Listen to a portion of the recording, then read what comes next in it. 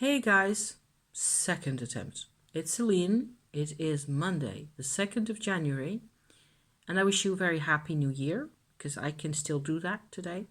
I hope we get lots of new opportunities to do new things in new ways, and I'm certainly looking forward to that. It feels also to quite an extent as if I have already started on that.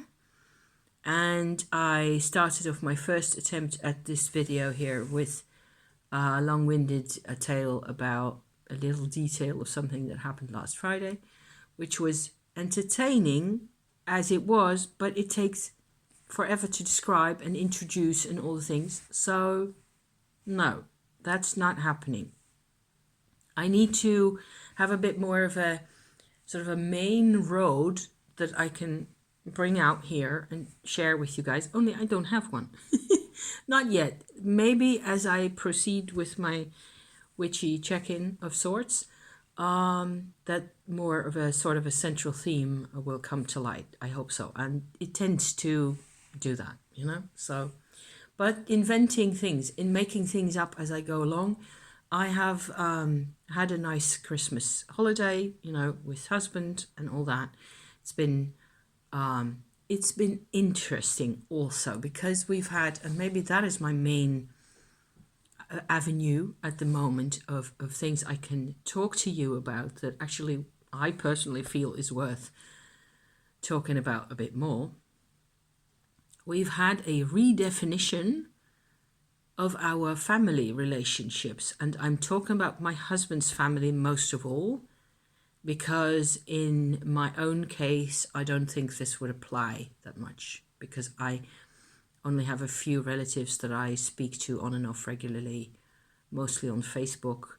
And, you know, I'm that age where people have either disappeared, people that used to be important or that used to determine things for me, they're all passed away. So I'm in a much freer state myself. However, my husband, up to very recently, has been in a situation with people where I got also, you know, sort of conveyed into the same situation with him, where he was not free to make up his own mind, to make his own decisions, to not really.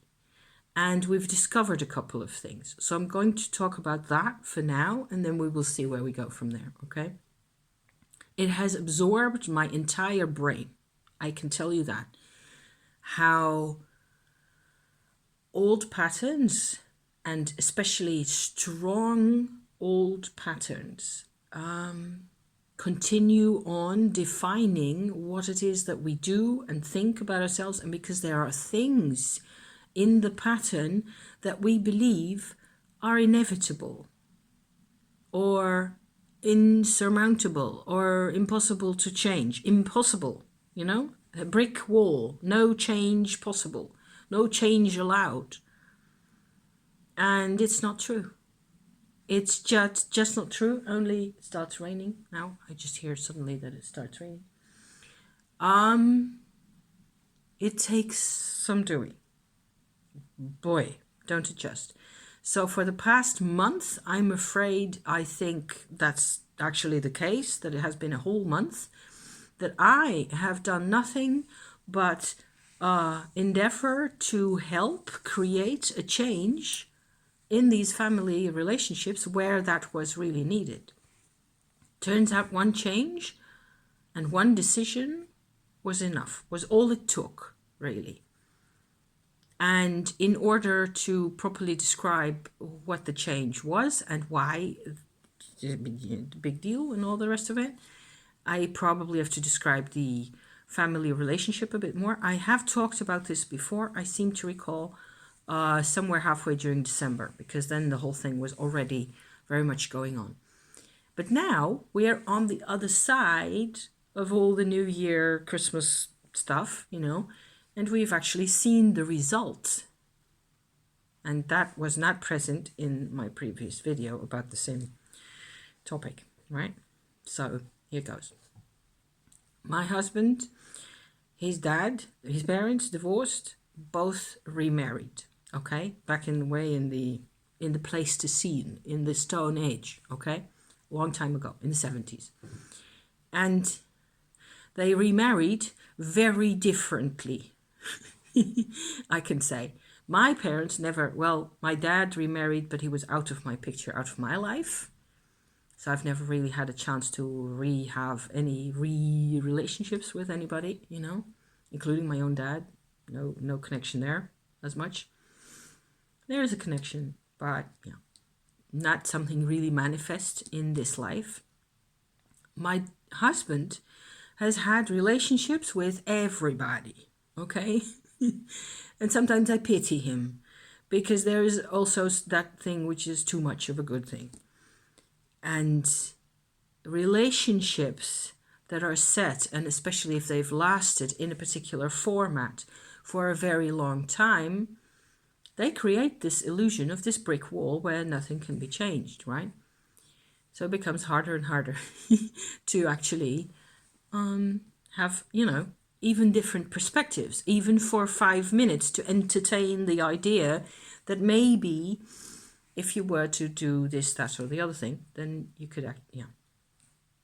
So long story short, my husband's dad remarried with somebody that he has had a very solid relationship with for a very long time. And my dad-in-law passed away, I believe, in 2016. And she, his second wife, is no relation of ours, except that they had a daughter who is by now 40 years old or so she's a bit younger than us. And she has she's my husband's half sister. In fact, they share the same dad. These people are actually quite fond of us, both of them, but there have been issues because of the fact that my husband, you know, my other half, a significant other, lived as a child and growing up as an adolescent with his mum. And his mum remarried an artist, and they had a completely different lifestyle from the other guys. So you get like a completely impossible to mix combination in my husband's life, really, of on the one hand, people are really creative and really independent and individualist and just, you know, want to follow their own ideas in everything. And then there's the other half who are much more conformist, who believe money is important, who believe the way you look is important, and the way, you know, your job is everything in your life and things like that. So two types of life that really don't mix. And my husband actually has both of those sets of ideas inside of him. And he finds it really hard to separate himself from both sides, which is what he has to do. He has to take himself away from, you know, clinging and attaching himself. He's a very attaching type of guy, which is great in other ways, you know. So there were reasons by now, over the past year, where it became more and more difficult for us to engage with the people on his dad's side, who are the conventional, you know, conventionally normal type, who think money is important, who also have money, you know, who have also had, how do I put this? They have been accustomed, I should say, to giving money to us, okay? Not heaps and heaps of money, and it's not millions of dollars. Don't get carried away. But well, it has been helpful. There have been periods of time in the past, a few years ago, and back when we were still, you know, very much in financial straits ourselves, where it was actually really, where we were, of course, we were really grateful. However, over the time, that has passed in, say, the past 5 years or so. There have been huge personal developments for both my husband and myself. My husband has had to deal with his whole vanished twin syndrome, repertoire of ideas and perspectives and behaviors and things that have come to light for him. For myself, there's been all sorts of stuff going on. We just don't feel comfortable in the position that we were in with respect to my mum-in-law, basically his stepmother. Okay, she's she's not a blood relative, but she's been there forever. So the position that we were in was one of an inferior, childlike, dependent person. Maybe this is familiar to some people, I suppose it is. And it became more and more unrealistic and untrue for us. So we decided, or at least I had a brainwave, and then we decided together that we weren't going to accept any more money from them as a sort of a extreme kind of a break to create the need for it had to become really obvious that we wanted to engage with these people, to be in contact with them, especially with my mum-in-law, my step-mum-in-law, if you're still with me, only as a real person, okay? And not in a context where you see what happens when people give you money.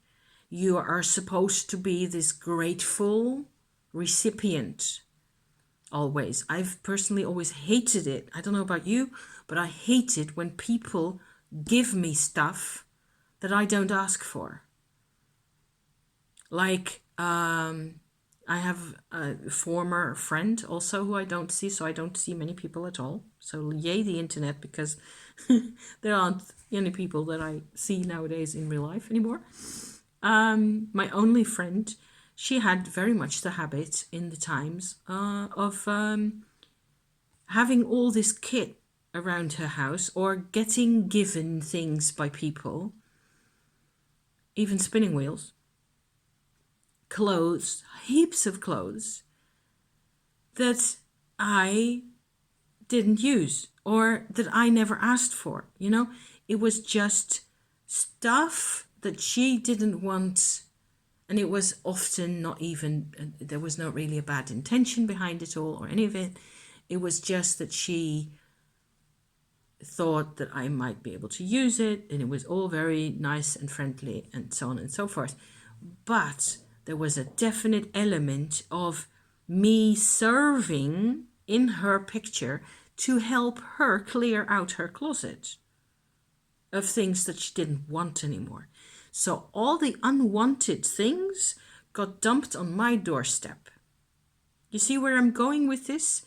So there's a fine line between people giving you stuff and you being like, oh my God, that is excellent. Thank you so much, where it was meant for you.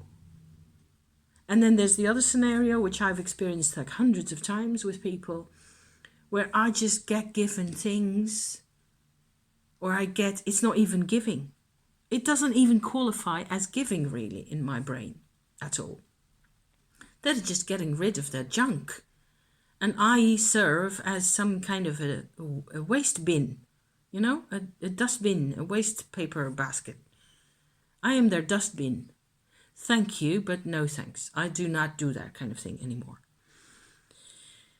So in this particular case, it was the same scenario, and it seems like we are weeding out of our lives people who don't know, either they don't know how to deal with us as people where there's an exchange of between equals, or if they can change this kind of approach, which is what happened with my stepmom actually.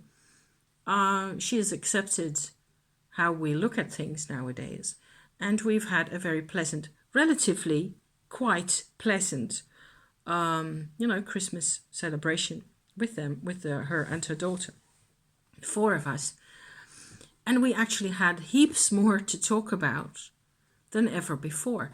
And I discovered also, before going to her place, that one thing that happens, if it depends what people are like, it's a composite picture, okay, of several elements. It is not only about the money. It is not only about somebody's personality, and it is not only about us feeling pushed into an inferior position because of the money, It's the combo of the 3 things together as they hinge around each other in the relationship. And that's really the thing that I'm trying to hopefully also put across here, is it's never about one single thing. And sometimes you have to wade through sets of perspectives, and we realized that we have a tendency, in both my husband and I being children of divorced parents and having experienced our parents going at each other through us, which is something that happens a lot of times. I've talked about divorce situations a lot on my channel before, especially from the child's perspective, and especially decades later, where what happens for me is that I fall silent. I shut up. I get all the wind knocked out of me. If somebody is, domineering, if they're trying to force me into perspectives and things, if I already feel inferior because of the money, then I will most definitely at some point or other just lose all courage, because I have no leg to stand on. I have no way in that old situation I had, past tense, right? No, I had nothing to give. I had nothing of value. And nowadays, because we have made this decision and we have followed through with it, it turns out that it can be possible to show my real value, even to my stepmom.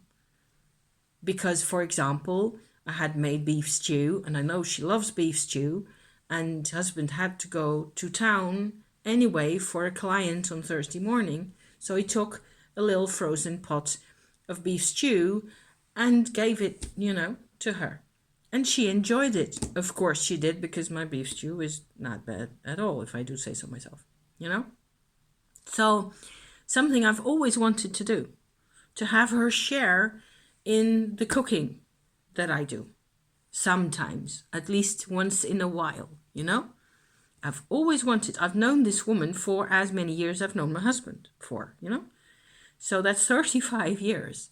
And I've never had a chance, because it didn't have any value compared to the whole steel bar that was the dimension of the money.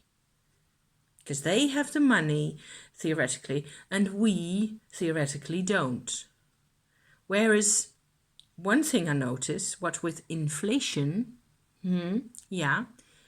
is that I notice that money nowadays needs to move around much more. Whereas Western culture, and certainly in this country, value and the economy and life tends to have a very firm basis in a belief that you need to stick everything in the bank and save, that's Dutch. The Dutch mentality is to save everything. Stick it in the bank and live off the, what's that called? The percentage of increase normally. You know what I mean? Interest, the interest rate, yeah. Whereas the interest these days are either infinitesimal or negative. So, and then there's inflation. So, Whereas if I go to the shop now and buy me a piece of salmon, at least today I will have salmon, Or if I reward the makers of all my gorgeous colors of wool and silk and whatever else I have here by paying them, you know, by making orders, by shopping, by getting stuff, you know, that I enjoy, that I can then share with other people. I'm sharing all this kind of goodness, you know, which is something I personally discover I really like. So hence the video, you know, yeah. So the Christmas celebration was actually fine. And I can go into all sorts of details, but I won't bore you with that. It was a lot easier. It was a lot easier to do. And it turns out that there's actually been a shift also with other relatives of my husband's that we talked to afterwards. And in general, what with, you know, renting cars instead of using the company car and tons of details that you don't even need to know, you know. Values are changing.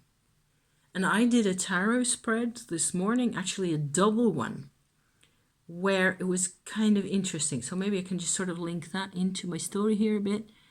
And then we'll call it a day, you know.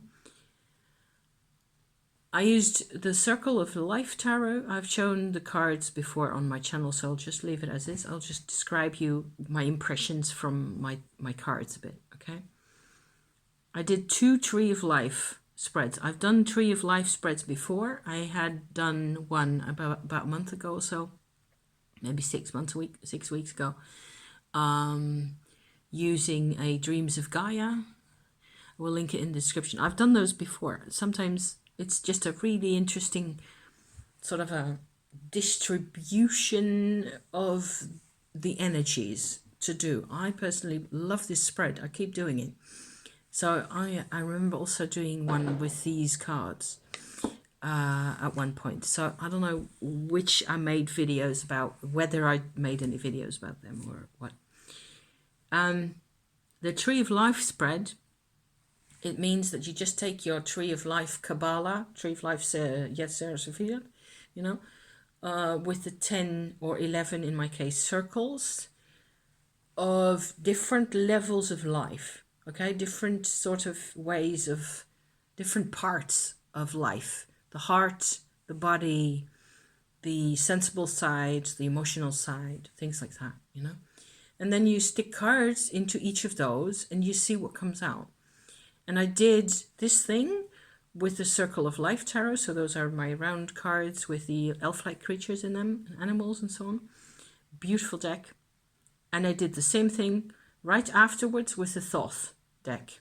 So the Aleister Crowley Thoth deck tarot. And the results from both were very different, even though there was an Emperor card that came up twice, you know, came up on both sides. You could also really see the difference in the effect and the type of information and the type of work that you get from both these decks. So very useful to have several different decks. Yay that.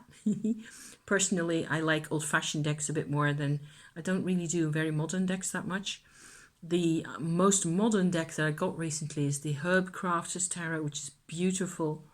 But I will be using that at a rate of 1 or 2 cards, you know, just for general advice or specific advice in particular kinds of situations, not for large spreads like this. For this kind of thing, it just works to have some of those decks that are really different and really, I feel personally nowadays that there's a lot of tarot that comes out, especially tarot, and Oracle also, by the way, that is often very pretty to look at, but not enough of a, it's outside things, you know, it looks pretty, but it doesn't add to what it already has in terms of value as a tarot, you know, as a, which is like 17th century will be nearly just fine, you know, it's simple. These kinds of things. And these, you know, that kind of stuff. So I was surprised to get the completely different reading from both decks and to compare those. And I spent quite a little moment writing it all out in my journal and comparing among them the the different sort of perspectives that you got from either. And my spread approach here, the Tree of Life thing, was meant to actually be an illustration of this changing of values in this house, in our lives, really, my husband and myself, as we cooperate in this kind of thing. And I want my husband to do the same thing at some point in the near future, to compare notes in order to have an idea what his perspective on this kind of thing is, so as to then weave those together and see whether there's anything, because you get with the Tree of Life, you have a spirit, sort of a pole at the top, and the body or earth pole at the bottom of the deck, and everything in between is like a spectrum, like a rainbow of layers. And your mind and your thoughts and your feelings and your gut feelings they all have a place in there somewhere. And in the context of, I was really struck by how different my two spreads were, how they looked, and how especially the Circle of Life deck gave me a completely emotional sense of why I do these things, what my priorities are, why I make the choices that I actually make, things like that. It actually came out. So that was really satisfying to do.